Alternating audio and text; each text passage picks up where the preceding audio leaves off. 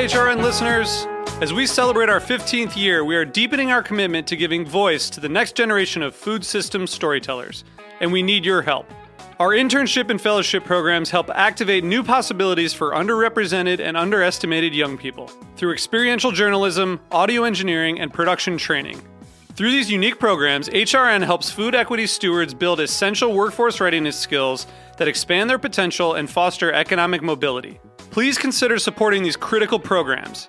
And with a minimum donation, you can be entered to win a dinner for two at an amazing restaurant in one of 8 cities and tickets to a concert at a great venue in one of those cities. We have incredible partners across the country who have donated, as they also share our passion for helping to educate the next generation of food systems storytellers. Check out heritageradionetwork.org/15 to donate and enter to win today. That's heritageradionetwork.org/15 to donate and enter to win today. And make sure you donate before March 31st. Thank you. Today's program was brought to you by Roth Cheese, a pioneer in the U.S. specialty cheese movement. For more information, visit rothcheese.com.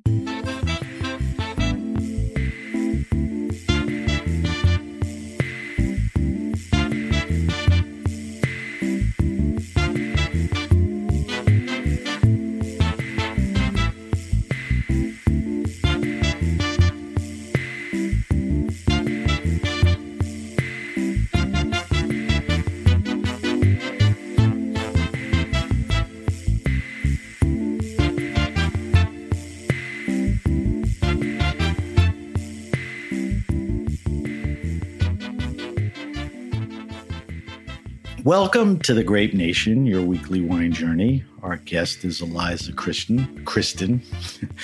We'll talk to Eliza about Lilia, Misi. Is it Misi or Misi? Misi. Misi. The pandemic, and of course, we'll get into some wine. We'll taste a Vino Bianco from Cortona for a weekly wine sip. I'm your host, Sam Ben-Ruby. Stay with us for the Grape Nation on the Heritage Radio Network. We bring wine to the people. Born in Taipei, Taiwan, Eliza Christen and family made their way to the United States. Eliza attended the University of Illinois and found her love for hospitality and wine in culinary mecca Champaign-Urbana. She traveled the world to work harvests in Italy, Australia, and Oregon, and is studying for her wine certifications. We'll see if she still is. Eliza worked at the Meadowood Resort out in Napa, Momofuku Co., before meeting Sean Feeney of Grove House. Eliza Christen is now the beverage director of Chef Misi Robbins and Sean Feeney's Lilia and Misi in Williamsburg, Brooklyn. Welcome to the Grape Nation. Thank you for having me, Sam. So, a couple of cool things. We're back in the Heritage Radio Network studios for the first time in easily over a year and a half. So that's fun. That's the first thing. The second thing is you're my first guest. Wow. Back in the studio. So it's nice to have you here. It's an honor. And I'll remember coming back the day, but I'll also remember that it was you, or more importantly, that it was you. And, hopefully we'll be back in the studio, a lot more. So that's kind of fun. All right, so let's get right into it because you and I have a lot to talk about. We probably won't even cover it all. In doing some research and, talking to people about you and all that, you have a great story. So like all my other guests, to give them a little context, give me some background about your journey in life and wine that got you, to where you are today, which is, running the beverage program at arguably, two of the more renowned restaurants in New York and the country. Sure. So growing up in Taipei, my family went out to eat a lot, and we were always in restaurants, and that was kind of the extent of my childhood restaurant connection. I didn't work in my, parents' family restaurant or anything like that. I just was a frequent patron growing up. My parents to this day are still very passionate about eating out. They're actually going to be in New York soon, and I can't wait to take them to a whole list of restaurants. And then yeah, go right ahead. One of my biggest knocks is I interrupt my guests, but they're coming here and you want to take them to, but what's like I should ask you this, but what's the one place you want to or have to bring them to? They love the Four Horsemen. Okay. Yeah. That's a cool answer. Yeah. All right. So leave it at that because Sure. we'll get to another. All right. So continue. Yes. If you remember where we were. For sure. So I was in college at the University of Illinois in Champaign-Urbana. I went into college a little lost and confused about where I wanted to end up in life. And some kids have the fortune and the foresight to really know where they want to be and what direction they want to go in. And I was not one of those kids. So during college, I went to college for psychology and ended up also adding on art history because I took a class and fell in love with it. You'll notice a pattern here. But during college, I started to work at several local restaurants in Champaign. And really kind of fell in love with restaurant life. Was that initially more about I need a job?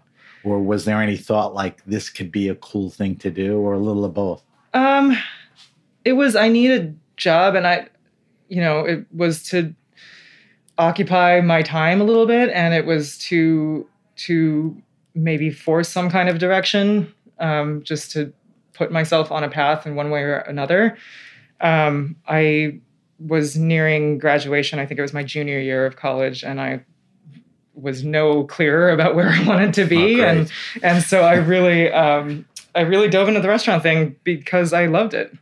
And I was really lucky to find that path and kind of stumble upon it. And so you got engaged by the industry. I did. I mean, you didn't mind doing it, the hospitality No. thing. Mm-mm. So you work in a few cool places. Yeah. In Champaign-Urbana, right? So what happens? Take me further along. So while I was there, while I was working at a restaurant named Bacro, that is no longer there, but was that fine dining for Champaign-Urbana? It was fine dining, period. Okay.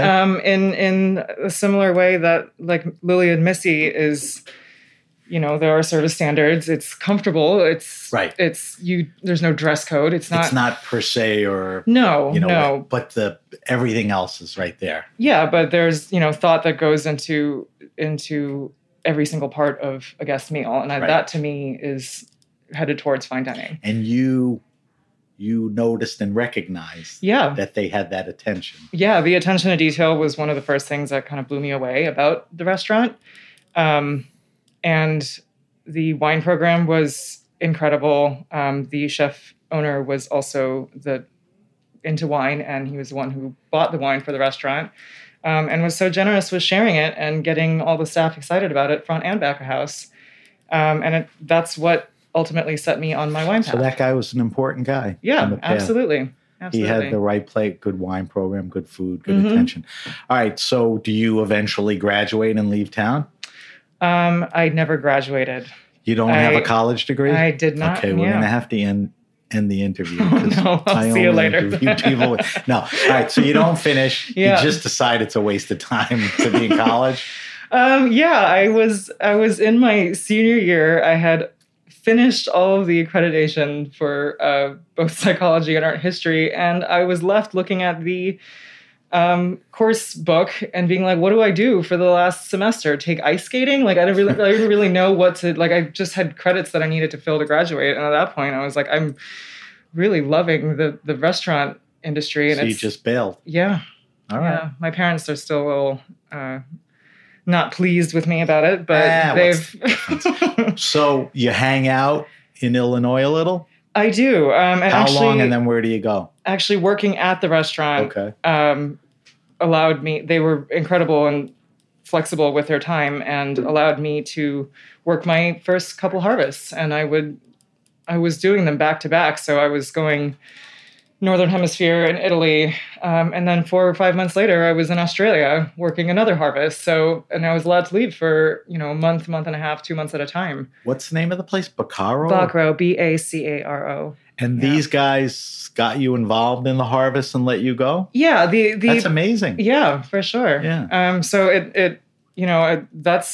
I started studying wine before I went to harvest, and I realized that I needed some context, which, there's not a lot of wine context in Champaign, Illinois, but really anywhere. Without being on the ground and being in the vineyard and talking to the winemakers, which we, being in New York, you have much more access to, right. But you don't in the middle of the country. And so I took it upon myself and went on a big trip on my own. So when do you decide and how do you get out of there and where do you go?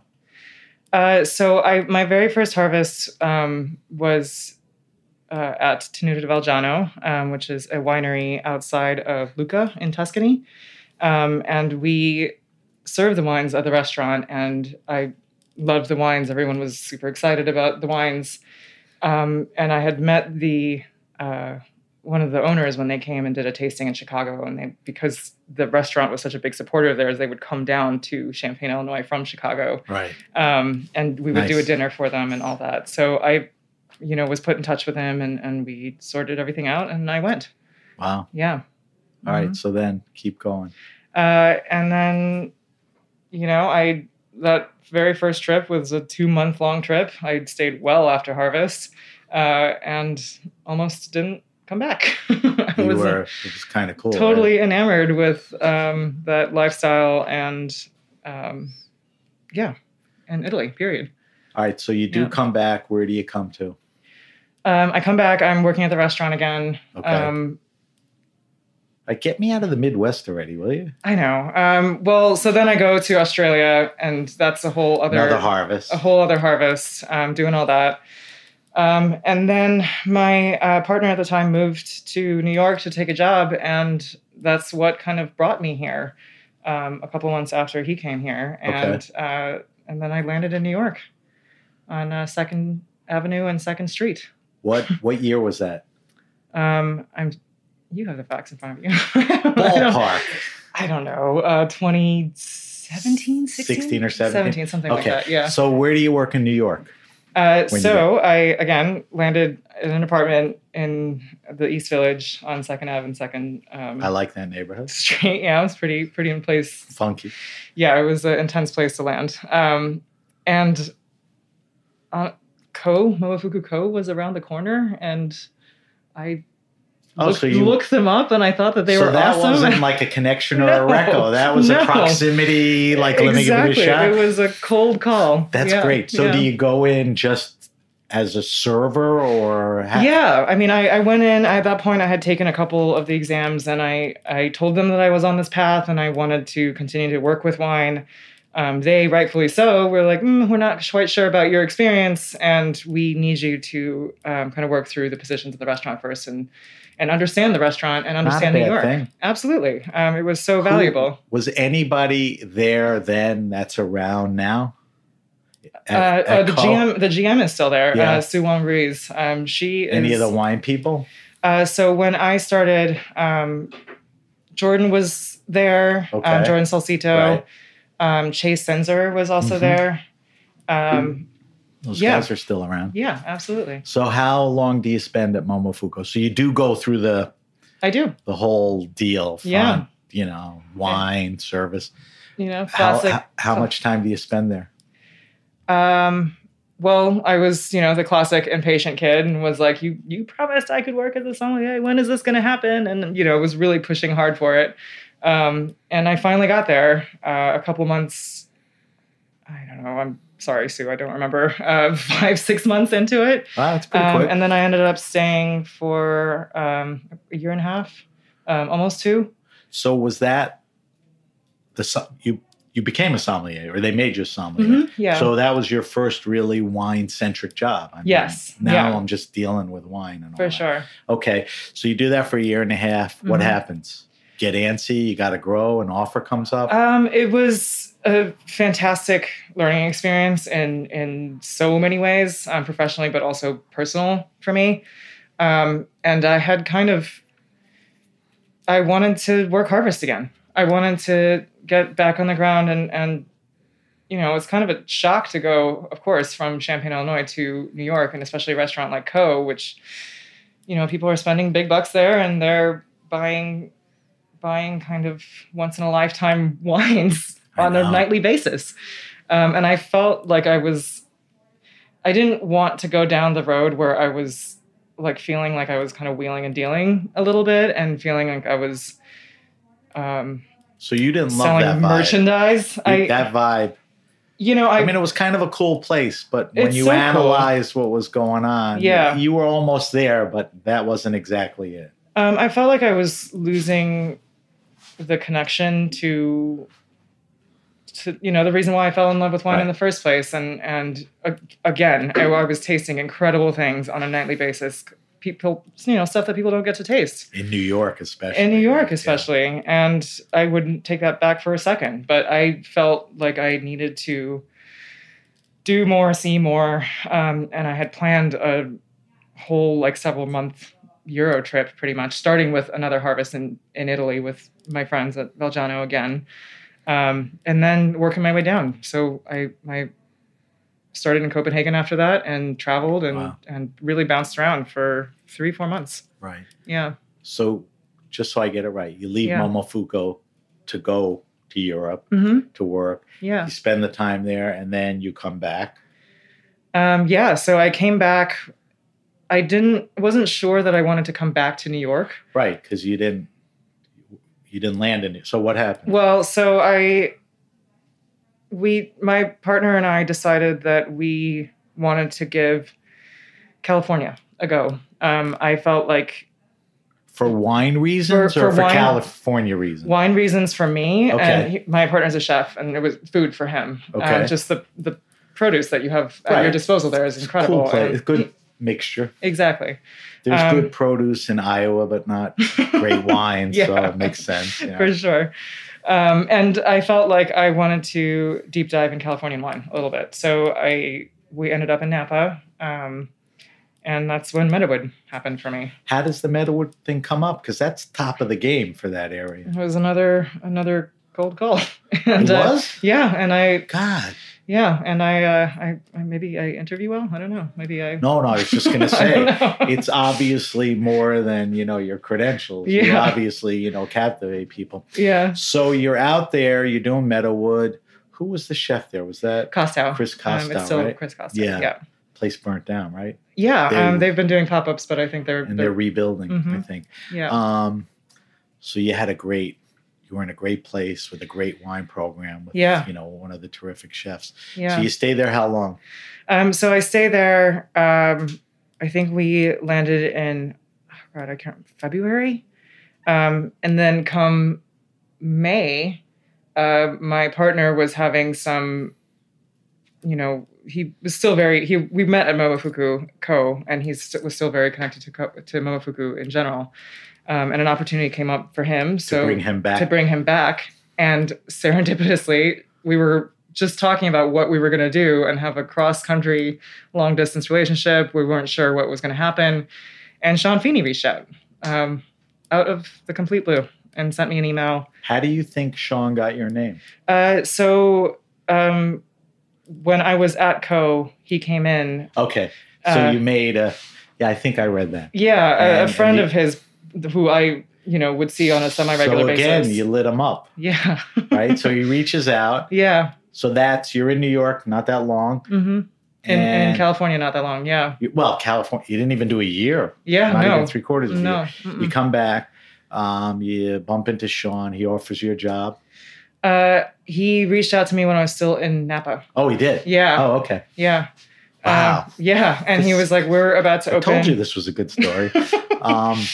We're about to open a second restaurant. We would love you to be the beverage director of both Lilia and Misi. Who was doing it? Like who launched it and who was there before? Doing Lilia, the beverage program?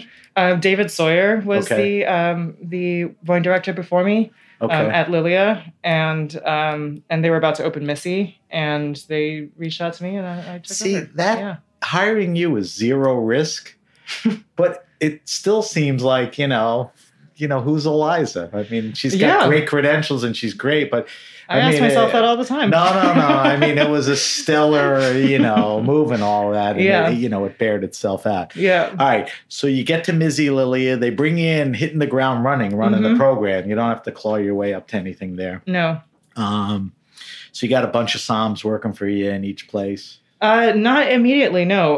Lilia never had Psalms because it was just one restaurant. Right. I believe David was there all the time. Right. And I joined the team in May, and then they were planning on opening Misi in August, September. So I had the summer to kind of, familiarize myself with the people, the culture, and really get in there at Lilia. And it became obvious very quickly that if I were to spend my time between two restaurants, I would need help and I would need support. And that's where you got the help. Exactly. Did you have the heavy hand, and we'll talk about it specifically a little later, in developing and designing the Misi wine list? Yeah. It's you, right? I mean, that's your list. Okay. Yeah, for sure. I want to talk about that in a few minutes. All right. So we're current. Took a little bit to get there, but I think it was no. I'm not saying that. No, that was me. I wanted to get every detail right. Yeah. All right. I want to talk about something that's, almost hard to avoid for what I'm doing and certainly for what you're doing. I think you've been at Lilia and Misi, over 3 years or whatever. And I think you and I would agree that the first wave of COVID was fairly devastating. Yeah. And we're still living in it, but not at the point where everything is, shut down. Yeah. All of this that I ask you, I want your take and opinion on it. Are we out of the woods in your mind? Are we worried about these new variants? Is there still a cloud, over the industry? I mean, I don't think there's a reason to breathe any sigh of relief, but tell me where, you're at. I mean, I'm by no means an expert. I'm not asking you to be. Tell me what you think and feel. I think that is something that I have definitely learned in this last year is a sense of humility and kind of a drop in the ocean type mentality of taking what comes and just doing the best that we can to react to it. And it's hard to say what's right around the corner. But, we in the last year spent a lot of time checking in with staff, and reopening was really difficult.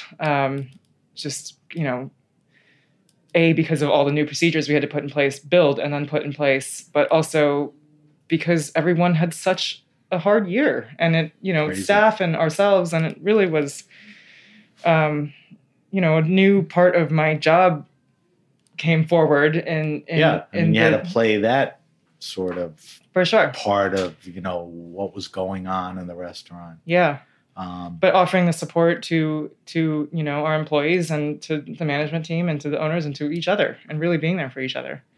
And everybody got through it. I mean, a lot of restaurants didn't make it. Or made it in a different form. Fortunately, you guys are run by smart people. I wouldn't say deep pockets, but it was successful going into it. Some people were, struggling, but that's not what I'm trying to get to. So when you look forward, what are you feeling? I mean, are we still in a very tentative situation, or what's? I mean, I think that's what all restaurants are kind of balancing is there was financial support over the last year from, the government, but it's still, there's kind of a oh God, like this is our moment to be open and do all the business we can, and like balancing that with the emotional easing into it that everyone has to do. And it's ongoing. When you talk about the emotional part, you're talking about people. And I think the pandemic illuminated a lot of inequities in the industry. I mean, I've done a year's worth of shows, not successively or every show, but about what was going on at the times. I mean, there was inequities with salary, work conditions, definitely discrimination, sexual harassment, really, rose to the top. Do you think that, like pre-pandemic, it was obviously going on and the industry was not good at addressing it? Like it sort of pushed it aside? I think there was a lot of, in the same way that I was charmed by the restaurant industry when I first started out. There's a lot of, it's the avenue through which people go out and enjoy themselves as guests, and as people on the other side of that serving them. There's a lot of kind of bright lights and flashy things that you can totally get sucked into that, seem much more important. And I think that all of that being stripped away in the last year doesn't leave much makeup for, and cover up for all of these other things that have been there all along. Yeah, I think the fact that they've come to light and some of them are being addressed is nice, but not that I don't have faith, but I think it's going to take time. Yeah. And hopefully everybody, realizes, we live in a different world. Yeah. When you say, it's like you're in the business because you get juiced to get in there and, like the action. And, most people, when they go to a place like Lilia, it's like, they're geared up for like, this is one of the best meals I'm going to have. Yeah. I'm curious, has the customer been behaving? I mean, do they... Yeah, I mean, New York's a pretty buy-in place. Like, here's what we have to do. But you see stories with airlines, people fighting. I mean, are people like defiant about masks or rude to? I mean, it was definitely. I think for the most part, last summer, I'm remembering the first month that we were open in July. It was awkward. Frankly, and it was awkward for staff. It was awkward for guests, and I think there was a little bit of camaraderie in the awkwardness. It was more not knowing, than just people being, and not nice. People kind of giving each other the benefit of the doubt because nobody knew anything at the time, Right. And as city rules, and people are, respond to rules coming from up top in a different way, and some people dig in their heels and. Yeah, it's good to hear because, I've read articles and heard stories. Just customers just have no regard or respect, for the other side to some extent. I mean, if we've learned anything this year, it's to have a little bit of empathy for, your neighbor and whoever you're speaking to, and it should have been done, and it's not hard to do it. Yeah. So if you have to pivot now, it's a good thing. Yeah. So with all that being said, what type of like reboot in your mind are we going to see? Like what you're doing today is you're open. Mm-hmm. You got the outdoor space, the indoor space. I don't know how people take to the indoor space, but I'm sure some people eat inside. Yeah. Do you think by the end of the year, next year, I mean, are we living through more of the same, or do you see a reboot with, substantial changes, or you just want to get back to the good of where you were? You were talking about like an industry-wide reboot, or and you could look in the context or lens of the restaurant or the industry, both. Yeah, I mean, the way that I came out of quarantine as as forward-looking as I could be was to focus on the things that I could control, and that is. In the immediate restaurant and the livelihood and the well-being of the people who are in that space. And that's what I really can focus on in terms of... So this isn't a setup or a trap question. Yeah. But, just sitting here with you and getting a sense, that's the way you are. Mm-hmm. You sort of handled the business that way anyway, a little more empathetic, compassionate towards workers, team, all that.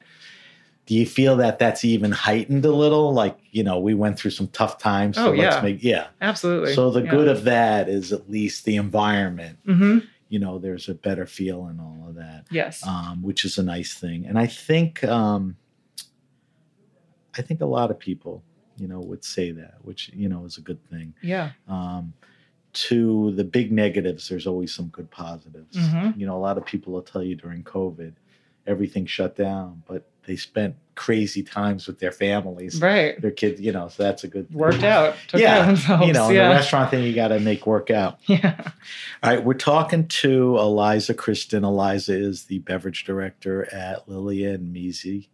I keep saying it wrong. In Williamsburg, two spectacular restaurants.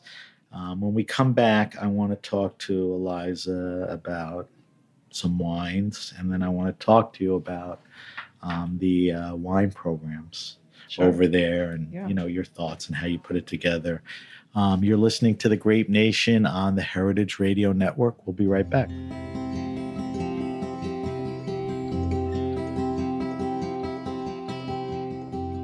Today's program was brought to you by Roth Cheese, a pioneer in the U.S. specialty cheese movement. Roth has made specialty cheese in the rolling hills of Wisconsin for more than 30 years. With strong Swiss heritage, Roth is best known for its award-winning Alpine-style Grand Cru cheeses. Fresh Wisconsin milk, combined with expertise in affinage, is how Roth creates high-quality, great-tasting cheese year after year. In 2016, hard work paid off when out of over 2,000 contenders, Roth Grand Cru Surchoix was named World Champion at the World Cheese Championship. For more information, visit rothcheese.com. All right, we're back. We're back with my guest, Eliza Christen. Eliza is the beverage director at Lilia and Misi, two Italian skewing restaurants. Yeah. In that sense. So before we get into the restaurant specifically, hopefully, because as tough as your industry is, there's always the fun part that people think that's the only part, and that's tasting wines and traveling and, even going on. Like, we'll talk about this towards the end of the show, but you're not on Instagram. But if you look at Instagram and you look at people in the industry, they're all over the world. Oh, yeah. At wine things, so the travel part, that's a fun part. Has timing allowed you to get back to, a little more of the fun things you did? Yeah. To be a wine person and make wines available at the restaurant? Yeah. The tasting appointments that I had last summer and last fall, I'm surprised that I even had them. We had them outside and as safe as we could, and people kept their masks on whenever we could. Was summer when you first started rebooting that? Yeah, we reopened Lilia, just outdoor, obviously, in July of last year. Yeah. And I mean, it was so interesting hearing the kind of distribution side of what was going on in the wine business and how they were affected. And there were all of these wines that, usually got snapped up by all these restaurants that unfortunately were not open yet or, lost the allocation or all these things. And it was the dynamic change. Yeah. Yeah. It was like a flood of things that were available last summer and last fall. Were you able to take advantage of that? I mean, buy responsibly, and we weren't in a position to throw down. Did you have to liquidate anything? I mean, did you guys sell, you heard restaurants brought the cellar up to retail, or like Del Posto sold everything, stuff like that. You were able to hang in there. The type of wine lists at both restaurants means that the inventory was very small that we were sitting on. Yeah. All right. So you're getting back to a little more normalcy with, how you do the wine thing. Tell me, this is what I really want to hear from you. Tell me wine regions, winemakers, wines that are exciting you right now. Yeah. And keep it in the context of the restaurant, but go beyond. You know, maybe there are personal things. Yeah. There are things that interest you that may not work with the restaurant, but you're very compelled to try them or drink them or own them. Yeah, I think, we don't work with Spanish wines. We don't work with Portuguese wines. I think those are two areas that I personally don't know enough about because I haven't spent much of my career focusing on. But it seems like everything that I try, and with reps that I taste, wines that are related, they sometimes have a couple things, from those regions. I agree. And I end up tasting them and I'm like, oh, I wish I could buy this. I wish it kind of fit into the program. And I would love to deep dive and really so get in into a few minutes when we talk about the program, the question's going to be, why aren't you putting those wines in there? But stay with my first question. So Spanish and Portuguese wines, I'm there. We were in Portugal 2 years ago. I took the whole family. We went to Alentejo, Douro. Nice. I mean, spectacular. Yeah. And value-driven wines, artisanal, passionate people. Right. What else?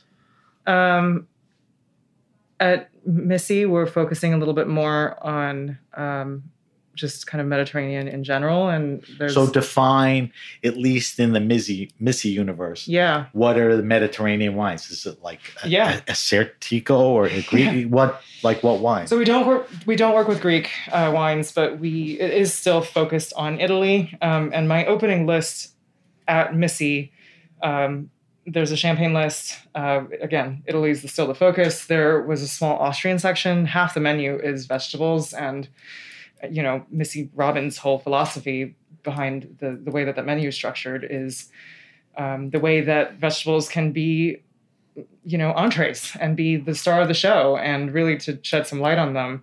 And, Austrian wines are such a perfect pairing with so many of that.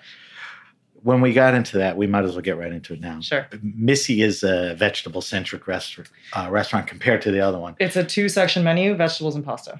Right. Yeah. So how much collaboration is there with you and Missy Robbins as far as food and wine? I mean, obviously, you just answered the question. Austrian wines complemented the heavy. So the skew at Missy is Mediterranean. So when I just said Austrian, so it's a little no. But you sort of disclaimed why there's Austrian wine. Yeah. What else is at Missy? There's a small champagne list. Missy, before we opened the restaurant, was very excited about the idea of being able to come in, order a great bottle of champagne, and have a bowl of pasta and enjoy that as a pairing. Correct me if I'm wrong on this. I would say in the last 5-10 years, Italian restaurants have added champagne lists that are like through the roof. Yeah. When you look at Marta, Mailino, some of those people, and then, even other places. Yeah. Is there any champagne at Lilia? Lilia's wine list is 100% Italian.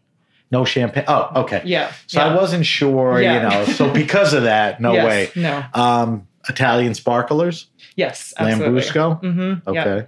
Yeah. So let's talk about the menu at Lilia. Sure. More Italian traditional? Or that's not a good description? I don't think I would. I mean, I don't want to speak for Missy, but I wouldn't describe her food as Italian traditional. She loves and is inspired by Italian ingredients, and she has spent, her career really mastering pasta. As a category. See, to me, that's traditional, and I've seen her like in Italy on Instagram with grandmas. Right. Well, is this how you make malfadini? That's somewhat traditional. But I guess her take is she takes it from there. I'm thinking traditional, like Brooklyn, like red sauce joint type traditional, like the things you would come in and expect to see on the menu. Yeah. I wasn't thinking that, but the pasta is made in the traditional way. There's a creativity, there's a creative aspect to all of them. So the wines with that kind of have to have that aspect as well of interest and story and journey. Right. Yeah. So do you have a philosophy in selecting wines? Yeah. Like, is natural wine important? Is it the thing? Or because like Four Horsemen, Frenchette, Justin and Jorge, these guys are like nothing but. Yeah. Tell me about your philosophy when you... I mean, my background and my training was classical. The first wines that blew me away that I can remember are, old Bordeaux's and old Californian Reds and, the greats of champagnes. And to this day, Burgundy wasn't even on the radar then, right? I mean, it Not was, much. But again, we're in Champaign, Illinois, and I was, at the mercy of the incredible collectors that were sharing their cellars with me. Right. So, I don't forget that. And we are in Brooklyn after all, and we're in New York, period. And there is a huge natural wine movement here that you can't and you shouldn't ignore because there are so many fantastic, aspects about it. So I don't know. I would characterize my perspective as a marriage of the two. Right. Do you small producers? Yes. That type of stuff. Yeah. You don't need the big names. You need the best names. Yes. Yeah. Yeah. Like I won't even say it. There are certain Napa wines that are Yeah. so famous. Yeah. And they're not necessarily the best. Yeah. You know, Yeah. so having the biggest, best wines is not, you know, usually the most interesting. Yeah. Which list is larger as far as selection wise? Lilia's is slightly larger, but they're both very under 100 wines. So Right. they're very small lists. Do you think it's harder to curate a tight list than managing a bigger list? I ask this to people all the time. Yeah. I mean, they're different jobs, really. With small lists, there's a lot of trimming. There's only room for so much. And you go through a different process of elimination to determine whether or not you want to put something on the list. So process of elimination can also involve seasonality, right? Yep. Like, Yep. you know, you get rid of certain wines you Yep. had. Do you ever get into that funk where there's just stuff you want to put on? That's right. Yeah. But you just don't have the room. That's, or... you know, I'm lucky that I have 2 wine lists Yeah, at really. my disposal. And if I and really... to break away from the categorization of one. Yes. You know, you could. Exactly. Yeah. But even with the 2 wine lists, you're talking about 2 pretty tight lists. Yes. Yeah. You know, so it's Yeah. not like you're at like Burns Steakhouse in Tampa or something, you know, where there's 9 million bottles or something. No. So one of the interesting things I noticed, and we talked about this off air before, you know, when a lot of people think of Italian wines, they think of like the big Tuscans, super Tuscans, you know, they think of the big Barolos and all of that. You have some of that, but that's not what, you know, the Italian wine list is about there. Yeah. Why? Is it cost? Is it better compatibility with the food? Is it? It's based on the fact that, I mean, again, my first harvest was in Italy. My first kind of, you know, introduction to the wine world was Baccarat was an Italian restaurant, and the list was also predominantly Italian at the time, and that's where I kind of grew up. And I think that when I am training staff now at Lilia and Misi, who maybe come in that are more familiar with the international varieties. Yeah, but like don't Wall Street guys come in and go 97 Celaya? I mean, they do.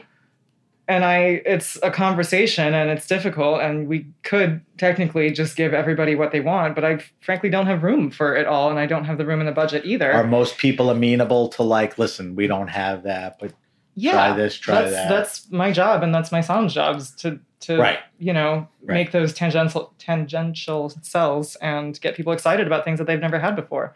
But Italian wine is so, again, like, I think the most challenging thing, but also the most exciting thing about Italian wine is how many indigenous varieties there are to all the regions. Great and country. It's endless. It is endless. It's endless exploration, and you know, we don't do ourselves a favor when we pigeonhole, you know, into Piedmont or into Tuscany or anywhere else. Good for you. Yeah. Do you? This is a sort of a redundant question, but things start changing for the fall. You'll start knocking some stuff out and putting stuff on. Yeah. Will the menu change? I mean, will it become a little hardier? The menu is at both restaurants are pretty seasonal. So as things come and go, especially with the vegetable world, I don't, you know, when I first started at Lilia, I feel like people were crushing. I think we were going through like 15 cases of rosé on the patio. And that's changed. People don't drink like that at Lilia and Misi anymore. And there's people, you know, and you're going to ask me this later, but you know, what's my favorite wine? And like, what? Don't tell me. But there's something for every moment. And I know you like Barolo. It's a cop out, but yeah, you know, yeah, that's an interesting point. Yeah. All right. I was going to ask you this before. My listeners always love to get, you know, intel from guys like you. Where are the great value wines? Italy certainly offers so many wines. options. You know, I mean, for this conversation, we don't even have to, you know, leave Italy. You could do Lambrusco with a pizza. Yeah. Vermentino. Yeah. Tell me a couple of things that, you know, are worth. Liguria is always a great region to go to. The whites are wonderful. What grape are they using? Vermentino, Pigato. Okay. You know, I agree with that. And Rosese as a red grape I love. It kind of has it's light. There's a floral quality to it. There's some freshness. There's a little bit of acidity.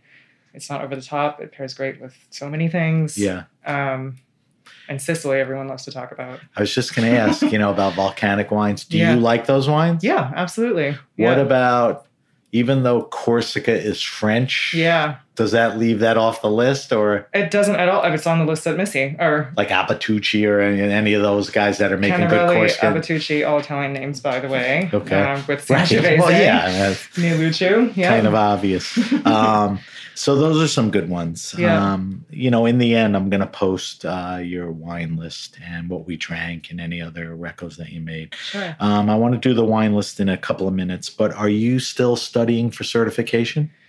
It's kind of been put on the back burner, to be honest, with kind of restaurant operations. So I get that. Mm-hmm. Does something in your head say, okay, when the time comes, we'll get back into it, or you're not even thinking it? So you would like to? Yeah, I'm always down for continued learning. Now, we've discussed this vigorously on the Grape Nation, and that is everything that's happened with the Court of Master Sommeliers. I mean, I've had Jane Lopes, people like that. Yeah. Do you still want to pursue your Master Sommelier? I actually haven't been pursuing that for quite a while. And I've been working on my diploma with WSET, actually. Okay. Yeah. But do you feel like you'd have to do the other one too, or not necessarily? No. I was kind of taking both exams when I first started out because I wasn't quite sure what path I wanted to go down. And I decided pretty early that I wanted to go down the Wine and Spirits Education Trust path. And, good for you. The formatting of information makes more sense to me. The formatting of testing makes more sense to me. It So- just fit me better. Right. Yeah. So the sway of, a master sommelier, whatever, early on in the decision-making process, it's like, this is the better path for me. This may be a bigger deal, but doesn't work for you, and then they go through all this scandal. So it's certainly glamorous, and there's a.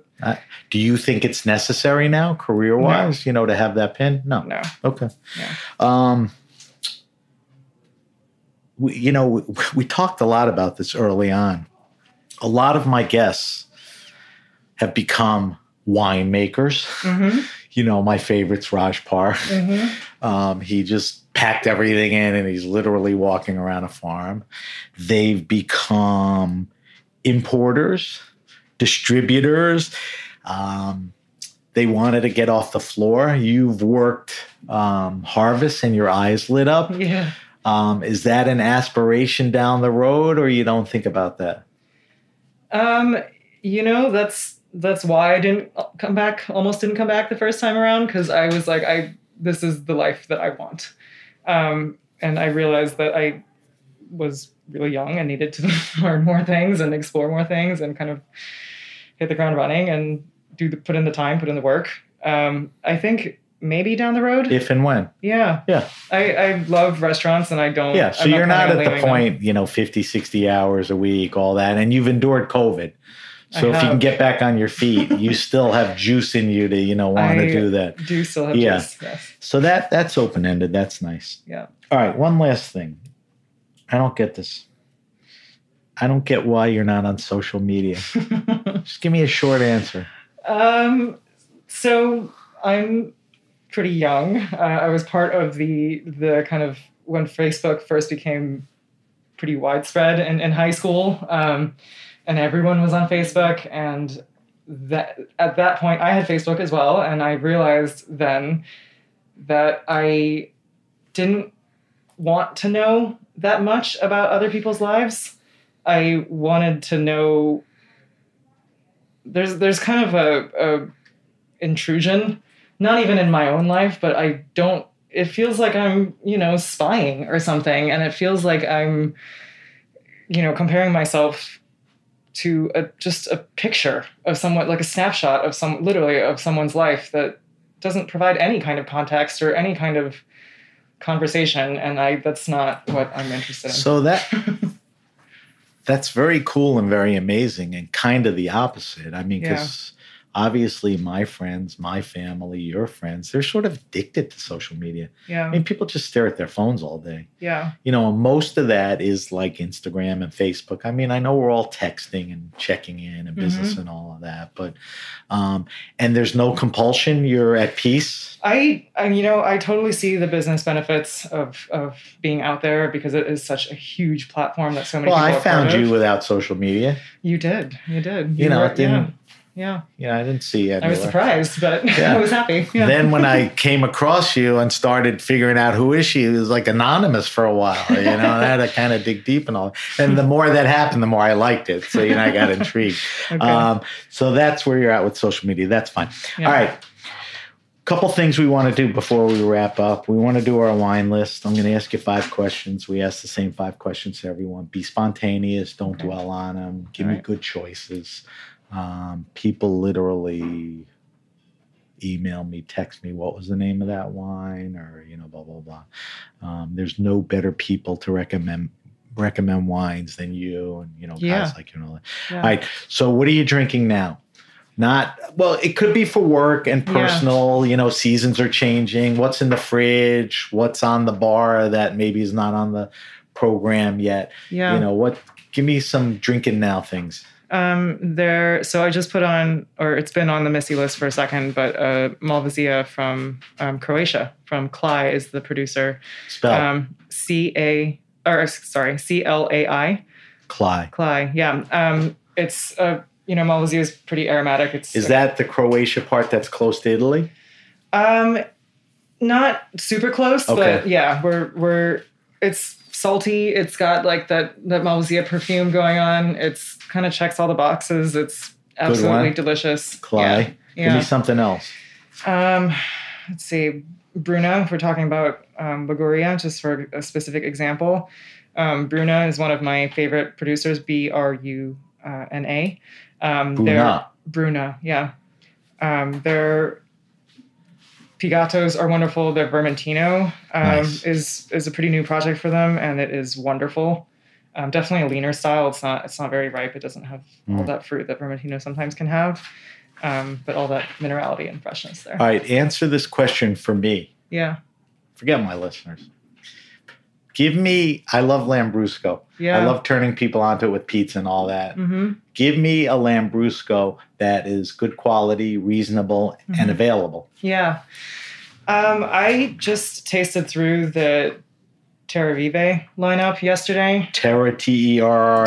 Terre. Vive. Okay. The 2020s just landed. They are awesome. And you think like the cool wine shops, they'll be at some of them? Okay. Rosenthal's the distributor. Okay, so they're pretty wired in. Yeah. All right, good job there. Favorite wine and food pairing? You got one? Obviously, you don't eat it every night, every month, but what's that, pairing? Oh my gosh. I will drink champagne with anything. Okay. Don't say oysters. You're not allowed to. No, just anything. So champagne, does it lean towards like fried foods or potato? Is there something? Think for a second. We got champagne. What's that? Okay, now I'm thinking, and I'm there with a bowl of potato chips. Love it with it. Can you think of something? I'll take champagne and anything as an answer. Yeah. All right. I mean, champagne and eggs for brunch. Like, anything like caviar that. on it or something? Not even, just eggs. That's okay. Yeah, you're right. Yeah. I actually, at New Year's Day, I would make scrambled eggs and pour the leftover champagne instead of like milk or water. Yeah. Gave it a little fluffiness. Yeah. All right. Third question. You should be able to answer this, although, because of COVID and I know you're busy. Yeah. Favorite wine restaurant and or bar? Like people that are like, you're more of a restaurant with a great wine program. The vibe is great. The people are smart. Yeah. Give me places that you go to or know of where the list is great. It's well thought out. The people that work there. Yeah. Like Four Horsemen. I was going to say Four Horsemen. That checks the box. So like that, go give me something else. I mean, from my perspective, it's about discovery, right? So if I go somewhere, I want to be able to trust the team and it's a relationship that develops, and that's kind of an old school restaurant thing. So who do you think thing. of, when you... I honestly don't go out that much, and when I do, I want to go to Four Horsemen. Okay. Like, truly. I think they're wonderful. we're going to put Four Horsemen as the answer. Yeah. All right. Fourth question. Favorite all-time wine? The question was initially structured like when I had Aldo Salmon here, like what was the rarest, most expensive wine? Yeah. The question has so morphed away from that. Yeah. And to what's that wine that was important to you? Yeah. It could have been something at Baccara or whatever. Yeah. Tell me a favorite all-time wine that, significant, important, had an impact. So, yeah, the wines that started my career, which are kind of back to your Aldo Salm type question. Because that's okay, because that's what was there. Yeah. It was the Bordeaux and the Cali Caps. Yeah. But anything, can you remember anything specific? That late. So two wines that are a little bit in a different categories. Dard and Rebo, Hermitage. Big fan. The Hermitage Blanc. It was a 2010. Blanc. It was a 2010 vintage. I think I had worked in the restaurant for 6 months. I tasted it, and it was like lights out. It was incredible. And then 75 Petrus. Is 75 a great year for Petrus or not necessarily? Yeah. Was it? For Right Bank, yeah. I know like 61, 82, but 75's right in there? For Right Bank, Bordeaux. Mm-hmm. Jesus. So the Dard and Rebo's not that crazy expensive. I mean, it's a pretty good value wine. And then you jump right to Petrus. So you balance the sea salt. I try. Good for you. I try. All right, last question, and you definitely should be able to answer this. Recommend to me best wine around $15, $20, $22 retail. Okay. Give me a red, give me a white. You can go category. Like I always think Muscadet is a great value. Lambrusco is a cool value. But give me some makers and wines. Yeah. Think about that price range. Okay. I mean, that's kind of... You mentioned a bunch of them. Right. So going back is fine. I think what I'm pouring in that price range would be kind of a glass pour type wine. Yeah. And what I'm pouring right now that is like completely over delivers is the Le Piane Maggiorina. So wait, the maker's La Piane? Lepiane. And what is it? So they're in Piedmont, but it's Alto Piemonte, so the north. Region. Their kind of flagship wine is the Bocca, but the Maggiorina is one of their more entry-level wines. It's a Nebbiolo blend with, Vespolina. And you think if we found a shop around here, it would be in the 20s? Yeah. Okay. Yeah. All right. So that's There's red, right? Mm-hmm. Give me a white like that. That's a good one. I mean, I'm sure nobody... Yeah. Ingrid Grois, Gruner Veltliner. Greiss? Groiss, yeah. From Weinvertal. Not even close. The Gruners are delicious. Delicious. That's on the list too. Mm-hmm. At Misi. Because when you're talking about Austria and whatever. Yeah. All right, those are good ones. Like I said, I'm going to post those. Sure. Because you taste a lot of wines to put them on your list, and I think that's what people are looking for. Yeah. All right, when we can, and certainly we can, we end the show with a segment called the Weekly Wine Sip. Every week we taste a different wine on air. I asked you if you would bring a wine in, and the criteria was accessible, reasonable, and cool. Yeah. And you brought in a wine from the Cortona region of Italy. Yeah. All right. So I'm going to throw it to you. Sure. Talk to me vintage, the maker, the grape. Then we're going to taste and evaluate. Hand me that bottle because I'm running out. Yes. So this is Stefano Amerighi. This is a Pecorino. Amerighi. Amerghi. Something like that? Amerighi. Right. Yeah. Okay. So Cortona is famous for Syrah in Tuscany. His winery is in Cortona, but this is a really special project that is Pecorino from the Sibillini Mountains, which is the birthplace of Pecorino, the grape. This bottle is probably, $70 on a wine list. So totally reasonable. So not to give secrets away, retail it would be in the 30s or high 20s? I think, probably 30s. Yeah, which is for this interesting of a wine. Yeah. And how well it's made. That's a good price point. So it's over 100-year-old pecorino vines. Wow. It's Stefano's collaboration with the owner of this particular site, who actually passed away in the earthquakes in 2016. But it's such a small production, and it's his kind of attempt or experiment to make a wine in a little grotto right by the vineyard that's basically a cave, no electricity, no running water. So you asked me when we first opened it, is it a skin contact wine? It's a wine made with zero technology, and that's kind of what that's more about.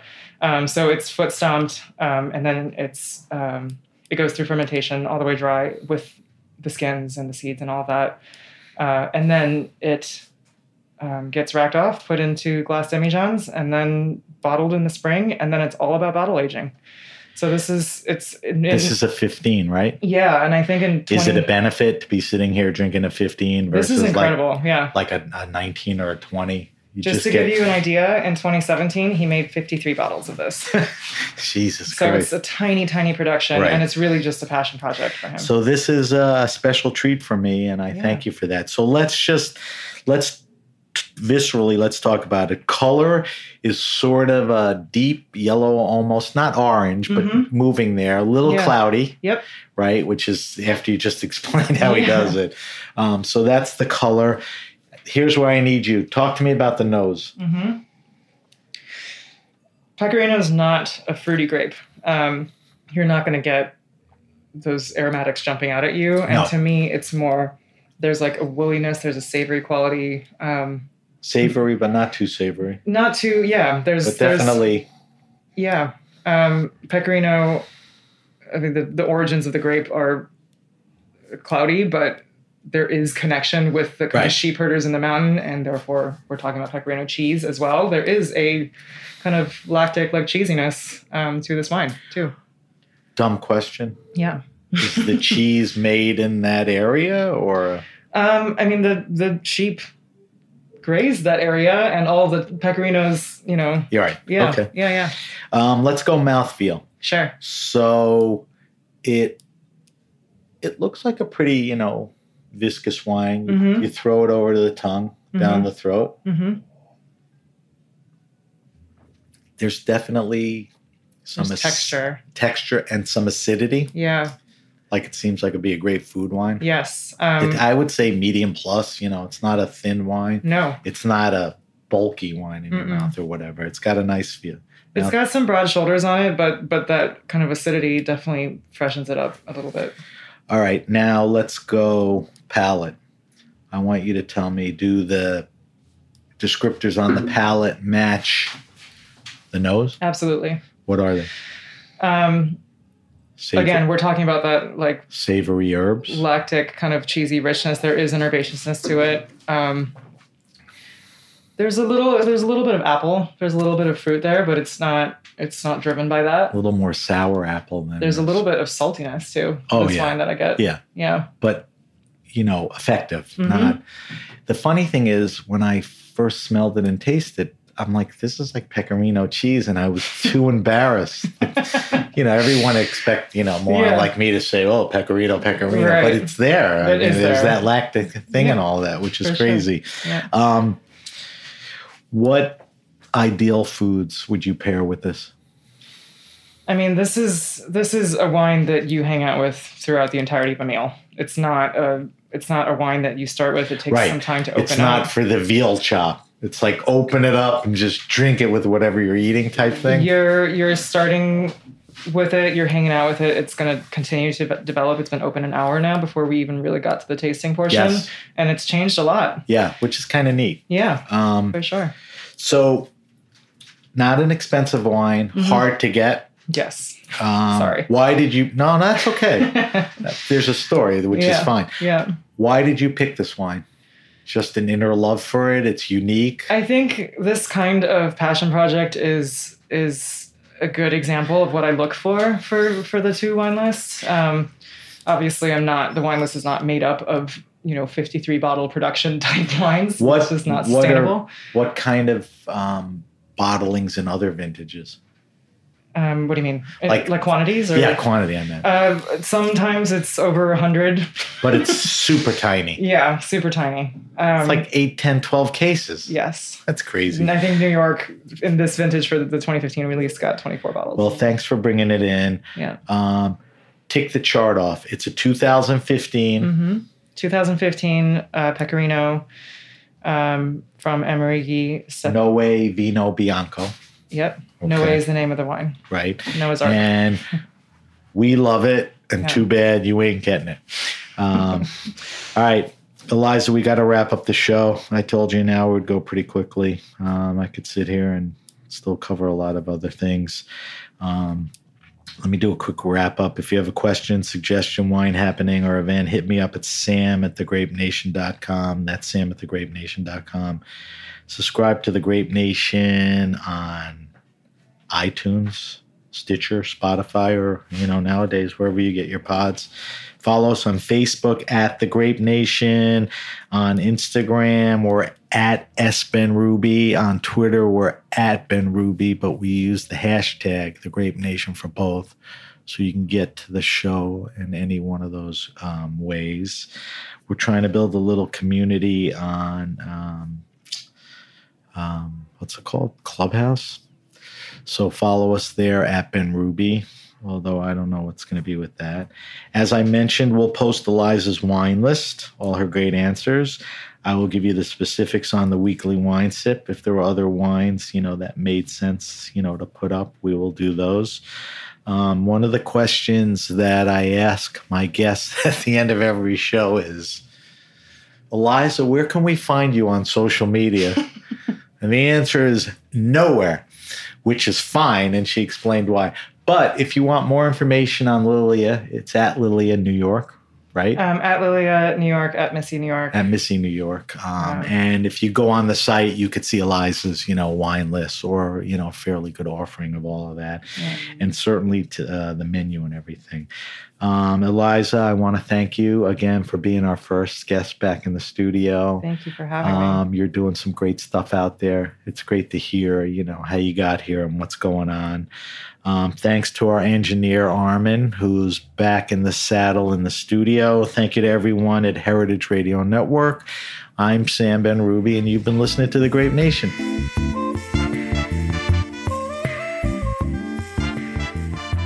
The Grape Nation is powered by Simplecast. Thanks for listening to Heritage Radio Network, food radio supported by you. For our freshest content, subscribe to our newsletter. Enter your email at the bottom of our website, heritageradionetwork.org. Connect with us on Instagram and Twitter at heritage_radio. You can also find us at facebook.com/Heritage Radio Network. Heritage Radio Network is a nonprofit organization driving conversations to make the world a better, fairer, more delicious place. And we couldn't do it without support from listeners like you. Want to be part of the food world's most innovative community? Subscribe to the shows you like, tell your friends, and please join the HRN family by becoming a member. Just click on the beating heart at the top right of our homepage. And thanks for listening.